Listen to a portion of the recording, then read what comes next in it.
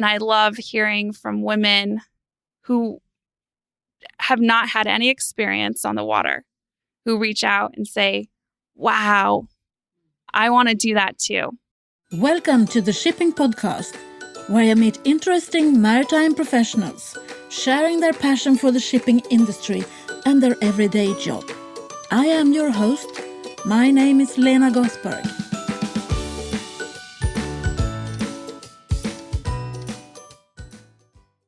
Hello, Shipping Podcast lovers. Welcome to the 113th episode of the Shipping Podcast, where you will be meeting Cedeno, the founder of Women Offshore. Ali is one of the young, brave women who I have met lately that just has to rock the boat. Ali's passion for the sea and the women working on water is so strong. You just need to meet her to know that. Ali and I have been exchanging tips and tricks on podcasting for a while, since she also has started a podcast, where you will soon be able to listen to me, actually, since Ali made an interview with me last week at North Shipping. But going back to this episode, this was the first time that we met in real life, and that was at the Empowering Women in the Maritime Industry conference at the World Maritime University in Malmö on April the 4th, 2019. This is Cedeno for you. Welcome to the Shipping Podcast. Could you please introduce yourself? Hi, Lena. It's a pleasure to be here. Thank you so much for having me. My name is Cedeno, and I am the founder of Women Offshore. I am also a seafarer. I graduated from the United States Merchant Marine Academy about 11 years ago, and I worked on ships for 10 years, and I'm currently in school getting my MBA at Rice University. So my life's a little bit different than it was when I was sailing, but I love supporting female seafarers and just getting women out there. So how did you come in contact with shipping to start with? It was through my dad. So he supported me to look at the Merchant Marine Academy. He taught me how to sail, to race sailboats, and he stuck me in a little dinghy sailboat when I was, I think, 6 years old. He gave me some very specific instructions on what to do. I was supposed to get in, sail out, tack the boat, and come back to the dock. And I did that. And then I did it over and over and over again. And it was so much fun. I was hooked. He enrolled me in sailing lessons. I went on to race sailboats in high school, and I went to the Merchant Marine Academy in the U.S. to race in college. I was just in love with the water and this idea of working on ships when I graduated. So that was my entry. It all starts with my dad. And what is your MBA about? What are you studying? Yes. So my MBA has been transformational, right?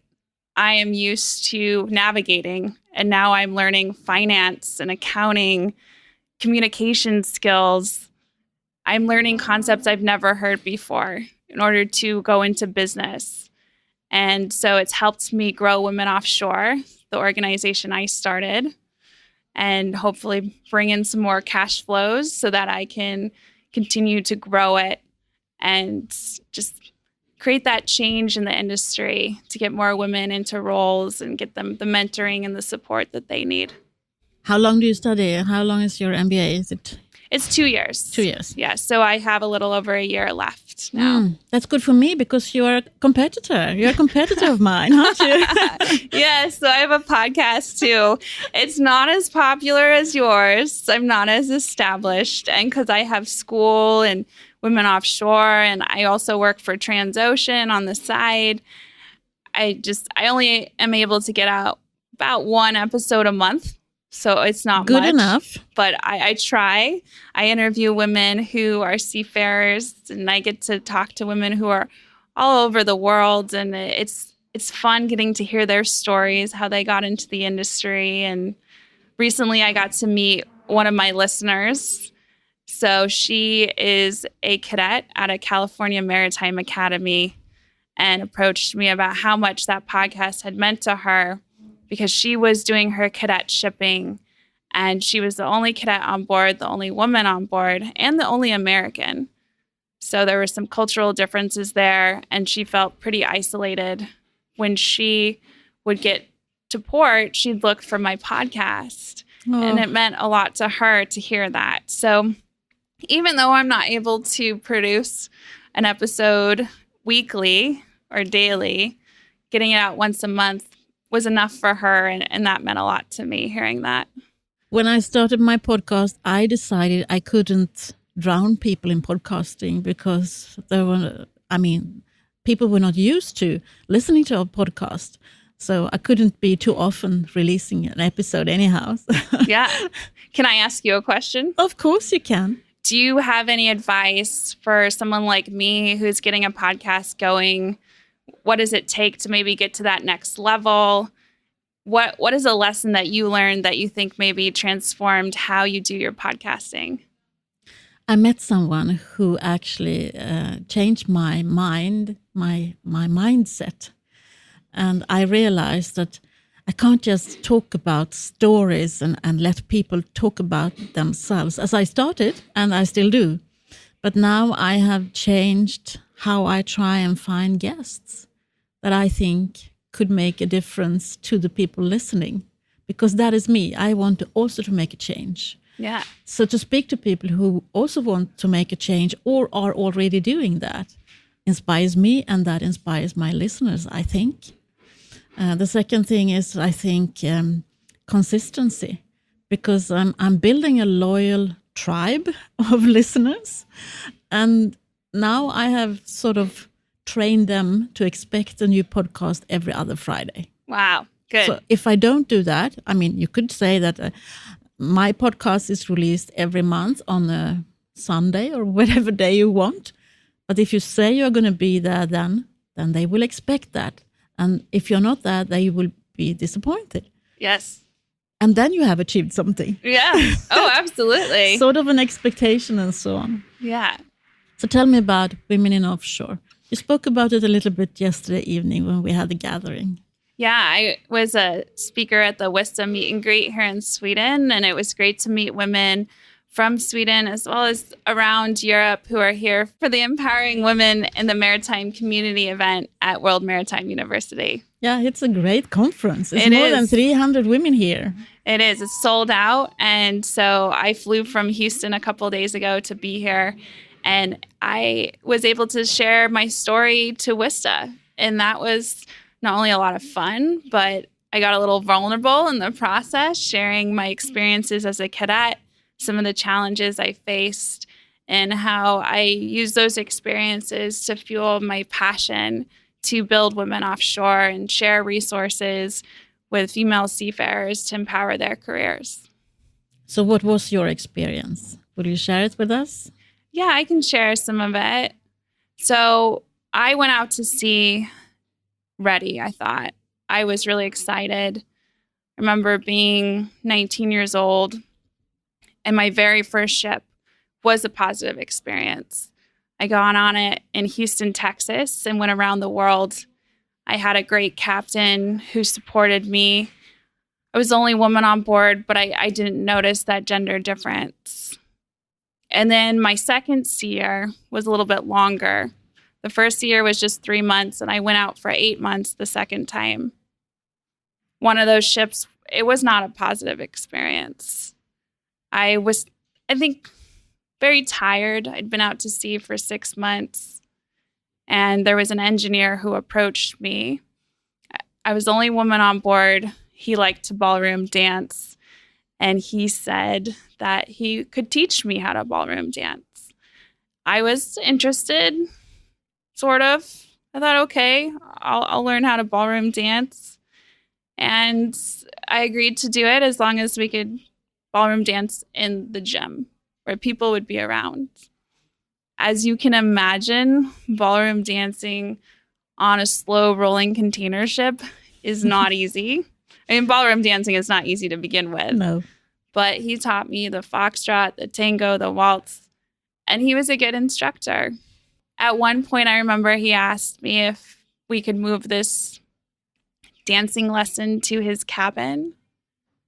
And maybe he had fine intentions, but it made me very uncomfortable. And I didn't really know how to say no. I was a cadet who had learned that I didn't have any authority, and I worried about what his reaction would be. So I just told him that I needed to work on my sea project. Afterwards, I saw him in the galley, I was grabbing my food, and I went to sit at the officer's table. In the mess, there was an officer's table and a cadet table, and I had been allowed to sit at the officer's table because I was the only cadet on board. Well, he saw me there, and he raised his voice, saying that I needed to go sit at the cadet table where I belonged. And it was a really big deal to me to be able to sit at that officer's table. And I grabbed my plate, and I had tears, I remember, and I sat at the cadet table. And I learned a lesson in that moment that's very unfortunate. And that is when a woman says no or stands up for herself, she'll face consequences. And I wish I could go back in time, if that was possible. I would tell her that that moment does not have to define her career. Because I went on to have a great career when I graduated. But I wanted to quit in that moment. I let that moment define how I viewed the maritime industry. And I needed a female role model, a mentor who could talk me through the situation. Yeah. Thank you for sharing that. I also feel that if we could go back in time, I would have been there for you. Thank you. I could. Yeah, it's interesting.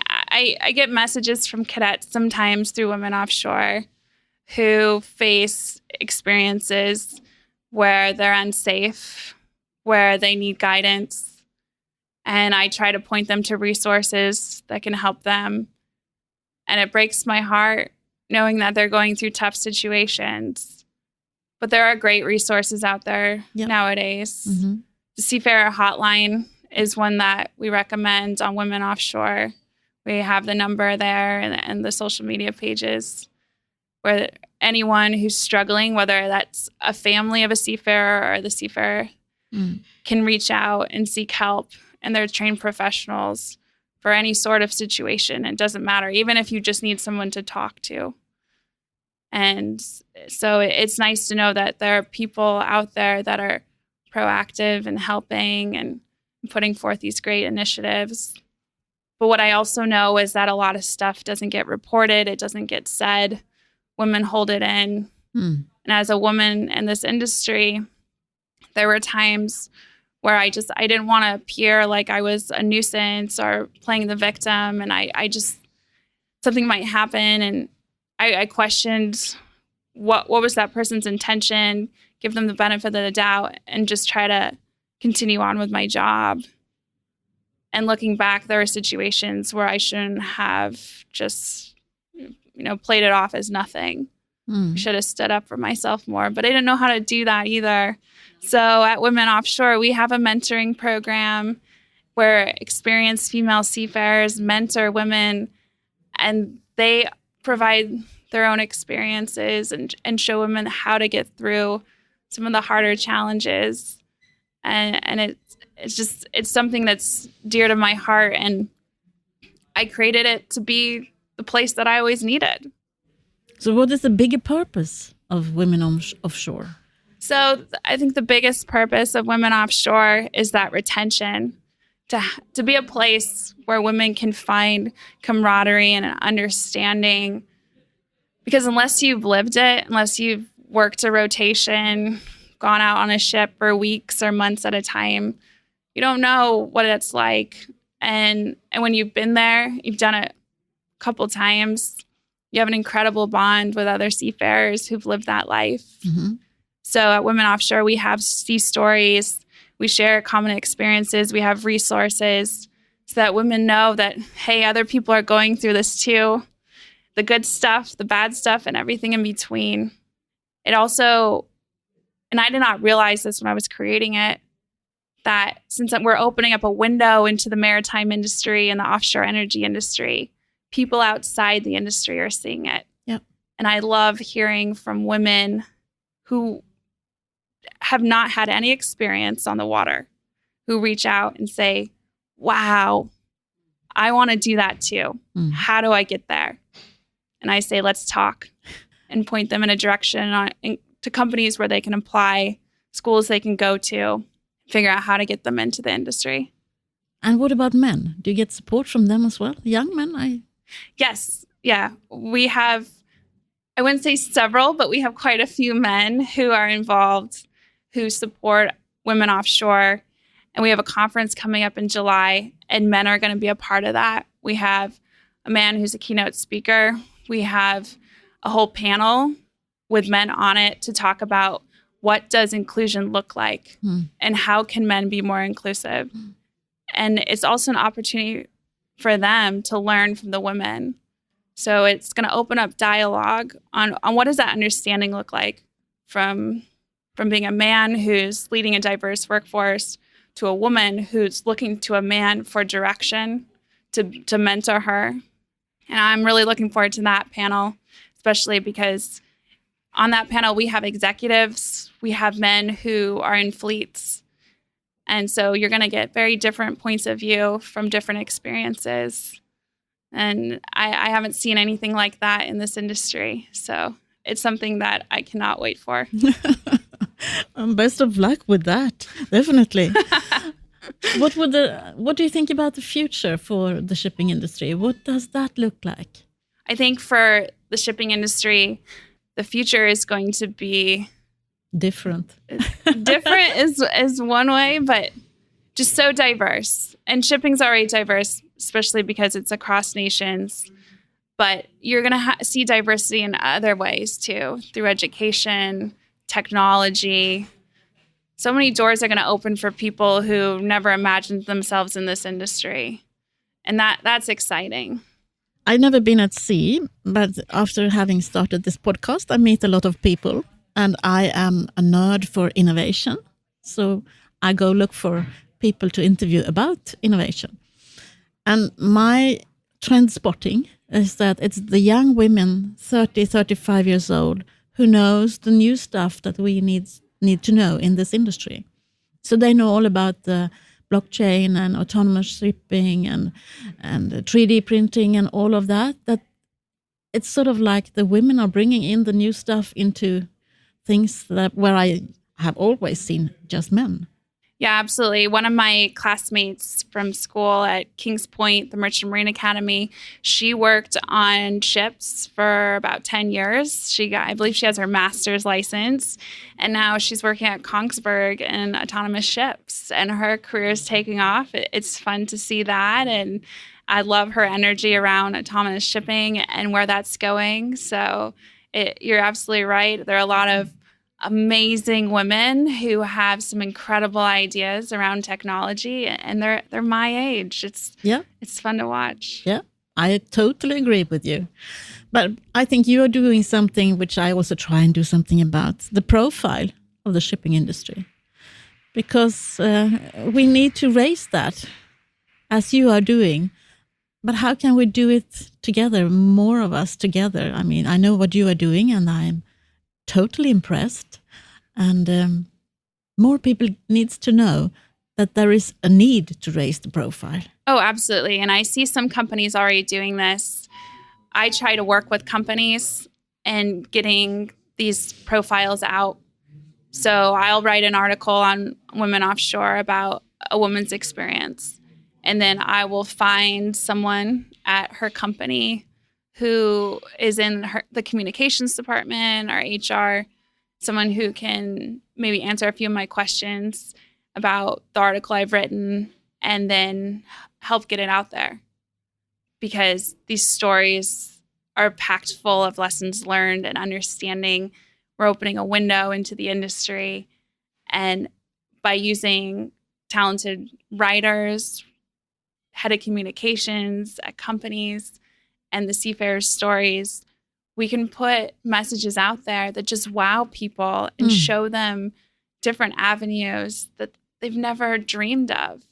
So I think there's a lot of potential to work together in that. And when I do write an article, sometimes it's hard to get a hold of the company. And women will tell me, well, my company has a really strict social media policy. Let's not mention them. So there are articles on Women Offshore where you don't know who the woman works for. And I'd like to see that change. Yeah.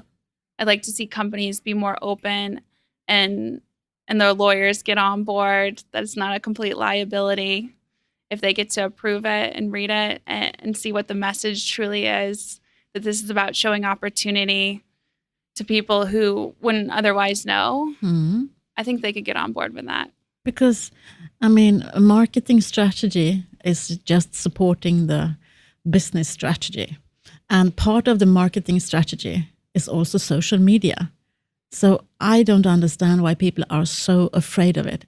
It's just, you have to do it the right way.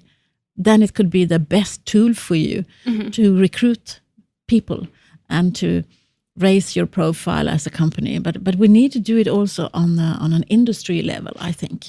Because as you know, I've met 110 people now talking about, and everyone has been answering the question, how do you think we could raise the profile of the maritime industry? And I've also met with people who have the authority and the money to do it, to change the profile. But they say, I don't know. And it might be because they don't know marketing or communication.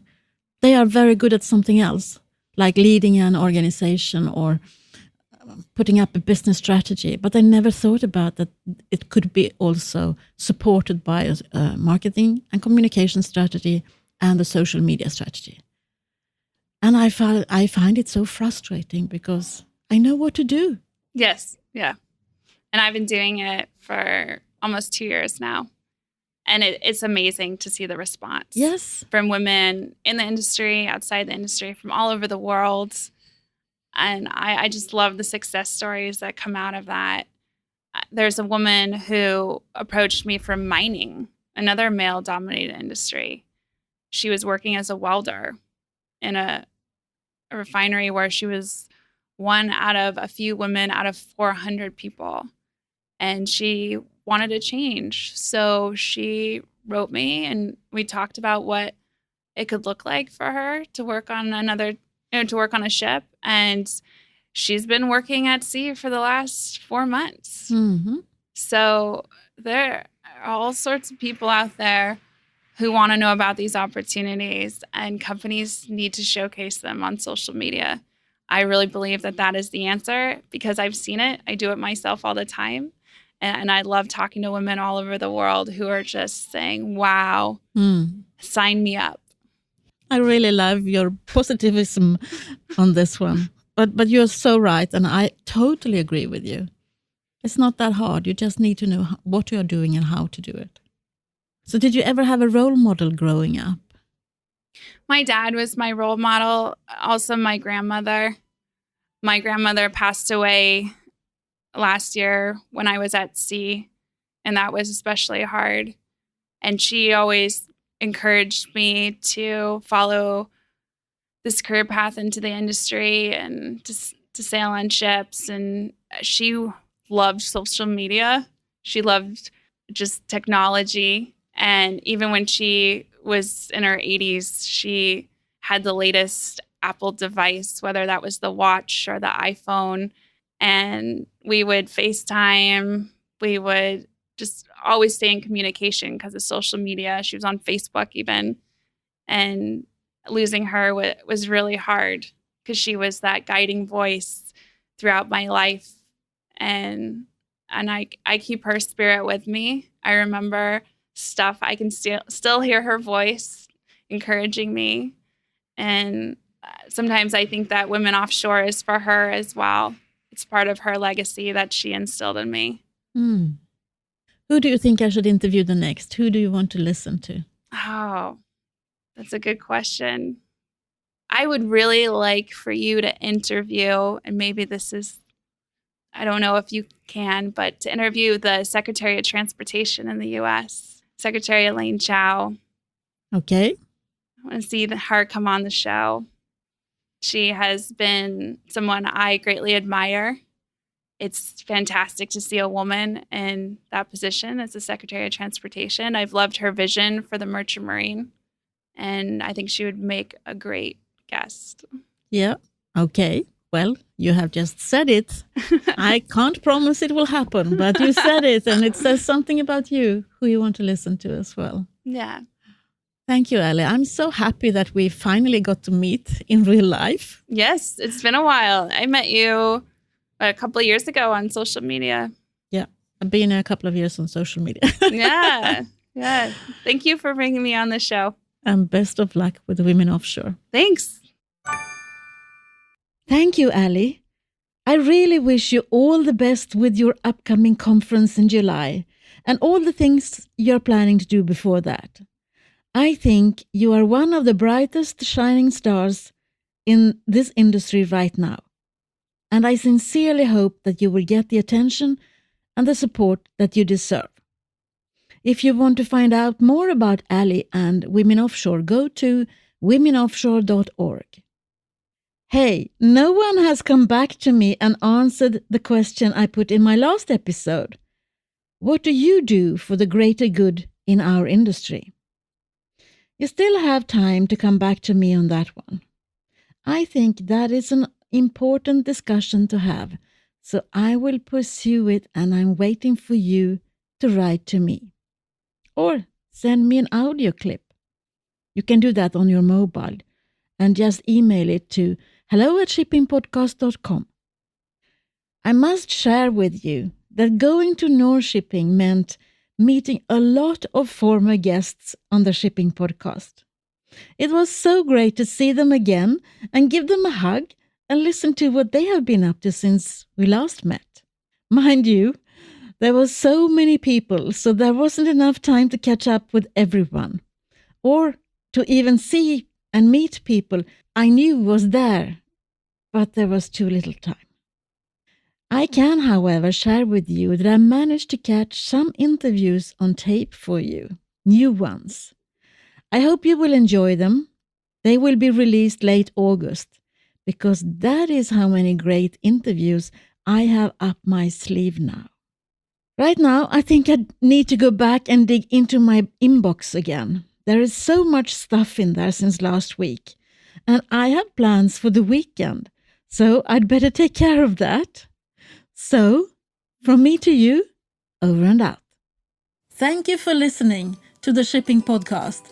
Don't forget to tell everyone that you meet that there is a Shipping Podcast available and that they should download it and listen to the maritime professionals who are sharing their passion for the shipping industry.